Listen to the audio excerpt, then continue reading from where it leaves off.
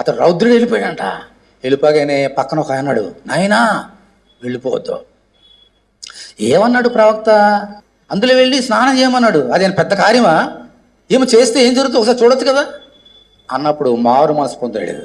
అవును కదా, అవును కదా, పెద్ద కార్యం ఏం చేయమలేదు, అందులో మొన్న పోన్లే అని. అప్పుడు ఎలీషా చెప్పినప్పుడు మనసు మార్చుకొని యోర్దాను నదికి వెళ్ళి స్నానము చేయగా 7 సార్లు మునగగా అతని దేహము పసిపిల్ల దేహం వల్ల ఆయన శుద్ధుడు. ఆయన దేవుని స్తోత్రం, హల్లెలూయా. ఇది రెండో గుంపు ఏంటంటే ఎవరైనా చెప్పాలి, ప్రోత్సహించాలి పక్క నుండి, బాబు అమ్మ అలా కాదు, అమ్మ ఇలా కాదు, దేవుని విశ్వాసం ఉంచు అని చెబితేనే నమ్ముతాడు, లేకపోతే నమ్మరు. ఎవరైనా పుష్ ఇవ్వాలన్నమాట, ఎవరైనా గంటలు ఎక్కడి నుంచి. ఇది కూడా సంపూర్ణ విశ్వాసం కాదు. నీ విశ్వాసం అలా ఉంది ఈరోజు, దానివల్ల ప్రయోజనం లేదు. అది ఓకే, నీ కార్యం జరుగుతుంది నీ జీవితంలో విశ్వాసించ కాబట్టి, కానీ అది సంపూర్ణ నిశ్చిత కాదు.